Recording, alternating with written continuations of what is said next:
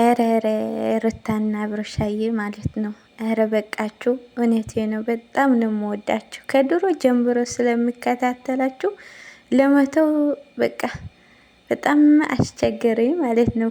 ለማየቱ ማለት ነው አለማየት ማለት ነው። እና በቃችሁ። ምንድነው እንደዚህ ያክል ጭቅጭቅ ሁሌም እንዴ? ትዳር እንደዚህ ነው እንዴ? ትዳር እኮ ተራጋ ወይስ ድራማ እየሰራችሁ ነው? እውነት ተጣልታችሁ ነው ወይስ ምንድን ነው? ኧረ ተው ተው፣ ስለ እግዚአብሔራችሁ ኧረ ተው። ምንድን ነው የምንማረው? ትዳር አግብተን እንደዚህ እንድንሆን ነው? ምን ችግር አለው? ቤታችሁ ቁጭ ብላችሁ ሽማግሌ አድርጋችሁ ብትራዳዱ ሰላም ብትሆን ደግሞ መፋታት ከሆነ ደግሞ በሰላም መፋታት፣ በሰላም መለየት። ትናንሽ ልጆች ያያሉ። ሁሉንም የማያየው ሚዲያ እኮ ጦር አይደለም። እንደዚህ ያክል ጭቅጭቅ። ኧረ በፈጠራችሁ ተውት። እኔ በጣም ነው የምወዳቸው ሩታዬና አብርሻ ማለት ነው። ተው በቃ ተው፣ እንደዛ አይነት ነገር ተውቱ፣ ይቅርባችሁ።